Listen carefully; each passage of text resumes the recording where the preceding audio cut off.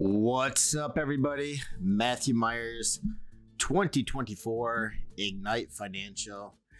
So January just passed us, and we're into February now, and we're getting people kind of talk about paying off some of that holiday debt that they got, right? Maybe just making some extra money. Unless you've been living underneath some sort of rock the last few years, you realize that inflation has reared its ugly head and bit us. So cost of everything is way up. Cost of gas is way up. Cost of groceries are way up. Cost of rent, cost of houses, commodities, that lumber to purchase that house. It's all gone way up. So unfortunately, salaries haven't really kept pace with that. And so we're looking at more and more people are saying, hey, how can I make some extra money? So I'm going to talk about different ways people make money, grab some ideas here off the internet that I saw, and then we'll talk about those, the reality of it, and then what other ideas are maybe not on here. So probably the easiest one for anybody and requires the most minimal amount of effort is actually just getting a part-time job someplace. And if this is your side hustle, you can do it at some place that you love. So, for me, I enjoy playing golf. So if I wanted a side hustle, the first place I would go is going to a golf course and saying, hey, do you guys need help a couple days a week? On my side, I'd probably get some free golf out of it.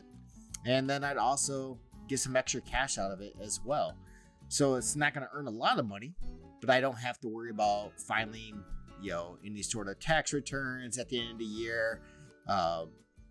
Doing all that self-employment stuff that's required. So if you're already working for somebody else and, the easiest thing to do, honestly, is to try to increase your current income at your current employer. So try to add value where you are currently. I'm not going to go on that too much since we're here to talk about side hustles. But again, first place you should always look is your current employer. How can you add skills? How can you add value that's increasing the revenue of the company so that they feel compelled to give you a raise? And how are you relating that information to the company? How are you telling them that you're adding this value, this income to the company, and just have the information with you? If you're making $60,000 a year and you can prove to them that the additional steps that you've taken, the skills that you now have, make you worth $20,000 more in the marketplace, then go ahead and go to them. So if you're looking for a little bit of a increase in income, the first place would be where you're currently working. If you're in sales, easiest thing to do, learn new skills, more activity. When's the last time that you've actually gone to a sales course to learn the proper way to sell somebody? A lot of people haven't, right? They show up and hope good things happen. Don't hope, right? Figure out the formula, figure out what works, and go ahead and put that and implement it into action, and make more money that way. So first place is always going to be where you're working. Second place, find a part-time job. Super easy. You're not trying to catch an audience. You don't have to market to anybody. The company does that for you. All you have to do is show up, try your best, no matter what you're doing. Don't care if it's your primary job, your secondary job. Show up, do your best, and then collect the money, and you're good. You're getting closer to your goals. So first two areas, easiest ones to go through, but there's quite a few online that you can see. And the reality is if you really love something and you put a lot of effort into it and you add value to your audience, then you can become very good at it. So a lot of these things, when it talks about freelancing, which is probably the most common one that you'll see out there as well, which is writing, design, programming. If you are very good and you can add value, then you can make money on it. But it might take a while to get the traction going. And that's what usually frustrates individuals about these side hustles, is that you're working maybe 40 hours a week at your regular job. You add commute time, prep time, If you're only working 40 hours, kudos to you. But if you're working 50 hours and maybe you have an hour commute each way or half an hour commute each way, all of a sudden 60, 70 hours of your week is taken up already. Do you really want to spend, 5 to 10 hours just trying to find the market and then, creating content for that market and then getting paid on it? So if you do, and you do want to pursue the side hustle, just keep in mind that, it is going to take a little bit of time, especially to find traction. So if you're freelancing and you've never freelanced before and you want to present your writing ability, just keep in mind it's going to take a while to gain some traction. When to gain some traction, it becomes much, much easier. So all the work is going to be up front in order for you to start making the money. Online teaching. I've seen a lot of this, lately. There's been a ton of people who've kind of jumped on board. I think 2022, 23, as individuals saw that there was some money to be made in this. So again, you have to create an audience. So how are you going to tell something in such a compelling manner and with so much passion that it's going to take them away from who they're currently watching or engaged with and engaged with you? And that might be giving away some of your content free initially. So you're giving away your content free so that you can gain an audience and then try to monetize that audience later. So online teaching, especially if you are a subject matter on something that isn't readily taught, is a very niche audience. So if you're, 15th century, whatever it is, right? That could be your audience. You'll have a very niche audience for it, but you probably won't have a lot of competition. If you're like me and you're up here talking about finance, well, there's a lot of individuals who talk about finance. And so, in order for me to gain a huge audience, I'm gonna have to put out a ton of content to get that. And then will I even monetize that? If I get to that point in time, I may or may not. Because my goal is always just to educate you. It's never been to monetize the information that I'm giving you. Blogging, so same thing. So blogging you see out there a lot, man, it is tough. I know a lot of people who start blogs. I know individuals who don't make any money on their blogs and they are extremely successful in their career. I'm talking about people who you would know their names, national stages, and they're just like, my blog, it just doesn't have enough traction. And maybe it's because they don't spend as much time on it. But when individuals with huge names find a hard time to get that traction, it's tough. But you do see it for individuals who are very, very consistent about it. Every single day. They're putting out new content every single day. They're adding value. They're putting it out there, and they're slowly gaining that audience. And once you gain that audience, then you can use that audience, monetize the site, and then you could also spin it off. So we see a lot of individuals who start off blogging, and then maybe they start doing some videos, and they do a book, and they do a tour, and all this stuff originated from their one foundational piece, which was blogging. So again, all these, I don't want to discourage you. But just keep in mind that it can be a side hustle, but it's not easy. That doesn't make it easy. Dog walking, that one's actually, pretty easy. If you want to do it, you could, go online. You could, say you're doing dog walking. I know several people who've worked through. There's an app that you can utilize, and it's a great way to get some exercise. Walk some dogs as well. So pretty easy to monetize that one. Renting out your home or extra room on Airbnb. I do this. I have a rental property that I did that on. I've done it in homes that I've owned where people came in while I still lived there and rented out a room. People like to talk about nightmare scenarios. I did it for years and years and years, and honestly, there was like maybe a handful of people where you're like, ugh, like don't want them to ever come back. But the vast majority of people are cool, right? So they're just trying to find a place to sleep that's not $300 a night at the local hotel. So great way, easy to do. Just set up an account on Airbnb, VRBO. Honestly, check with your HOA, see if they allow it. Check with your complex. If you're in a condo, if you're trying to rent out the entire place, check if they allow it. So there are certainly a lot of places that have rules regarding that. And then there's even city rules in some places as far as, having to get a license and report all that stuff. So again, check with your local city, check with your board to see if there's any rules regarding that. Virtual assistant, man, these were a few years ago just hot, right? So now most of it's done through an agency. So if you are looking at working, from home, virtual assistants, some will allow part-time. Typically you need to know that industry or that area relatively well. I've seen good ones, I've seen poor ones, but if you show real value there, it can be easy, especially if you go through an agency, right? I mean, it's just kind of like getting that part-time job as well. You're basically letting them know, here's when I can work. They're telling you your schedule, and you're just collecting the pay. So much easier than trying to call several businesses yourself and offer that virtual assistant service.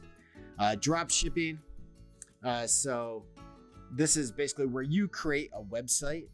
You drive traffic to that website through marketing, word of mouth, and then you don't hold physical inventory. So you don't have a warehouse or a room where you hold this physical inventory. It is held somewhere else at a warehouse. That warehouse ships it for you, and then you kind of make the difference. So if the product costs $10, for them to ship it and everything, they charge you $3, and you charge $20, right? You make a $7 spread on that, and that's how you make your money. But in order to make a lot of money doing that, you're either going to have to sell very high-end products and just get a few sales of that very high-end product, or a lot of sales of products that are relatively inexpensive, and then you have to drive the traffic to that. So that driving that traffic to your website more likely is going to cost money. Obviously, you could do direct mail, you could do email. There's other ways that you could drive business through drop shipping, but certainly take a look and see if you have the expertise and the talent to handle that. And just like anything, if it's your first time, it's going to take a little time to try to figure it out. Catering, hey, here's another one. More like part-time work. Last times they're just looking for individuals on the weekends, and so what a great way to do it, right? Just hey, can you work or can you not work this weekend? I can. Boom. You got some work. If you've heard me talk in the past, to talk about how I bartended, to pay off a lot of debt when I finally started tackling it in my mid-20s, and I did that through a catering company. So that catering company was fantastic. I bugged the crap out of them. I wanted to work all the time, and they saw that I was passionate about it, and I wasn't necessarily passionate about the work. I was passionate about how close it got me to my goals, and I did enjoy the social aspect of it as well. Let's see, social media management. Try to help businesses grow their online presence. If you can do that, that's fantastic. It's a great skill. It's typically takes time for businesses to grow their social media presence. And if there's somebody with expertise that can drive it and improve that, then go for it. See, renting out your car. I'll admit, the company was called Turo. I believe that I did it through. So I did have an extra car, and I rented it out. And for me, it really wasn't worth it. But I hear how some people have fleets of cars that they rent out through Turo. So I think if you get the right model and make for car, that will be helpful.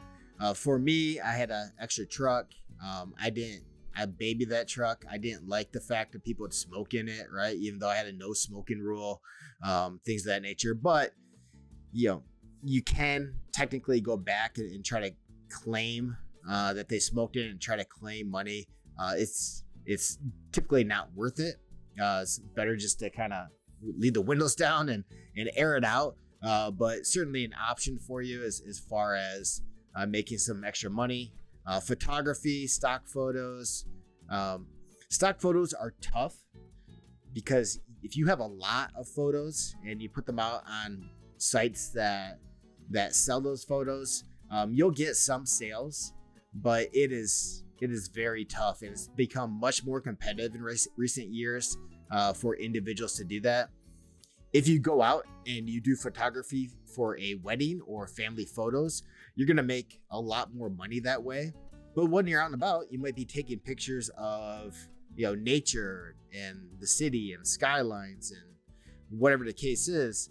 And then you can always put those up there as stock photos for purchase, and maybe you'll get some sales here and there. So once it's up there, it's not a big deal to keep them up there and collect the money when it comes in here and there, but just don't expect to make a lot of money from it. If photography is your thing, pursue those weddings, pursue the parties, pursue the corporate events, pursue the family photos. That's going to make more money for you when it comes to photography. Cleaning services. So I have friends, I have clients who own cleaning businesses. They are always in demand. Always in demand. They are always turning down work because so many people want a cleaning service either at their home, at their business, at both, for one-time events, just to get the house looking extra clean. And if that's your thing and you enjoy cleaning, or you don't have to really enjoy it that much, right? I mean, it's a job, but you can make very, very good money cleaning. And as a side hustle, it takes very minimal effort to get the word out and to get an audience for it. So cleaning service, definitely a great opportunity. Delivery, we've seen this before: Grubhub, Uber Eats, Amazon, Flex. So all these are opportunities for you to download an app, verify who you are, and then represent that company, and then you turn it on and off. And so it's a great way. I mean, lots of these ones, especially if you're talking like Uber, right? Just not just Uber Eats, but Uber, right? If you want to take people around, you have to, get your vehicle tested to make sure that it passes inspection, and I don't know what else is required, but it's pretty minimal. But once you get through that, then you could be cruising around Friday night, make a couple $100, and then turn it off. So it's easy. It's I like the states that are currently keeping it as contract work, because it doesn't make any sort of obligation on your end. You can turn it on, you can turn it off, you can work for an hour, you could work for 10 hours. It's up to you on how much money you want to make. So great opportunity through those to take advantage of that.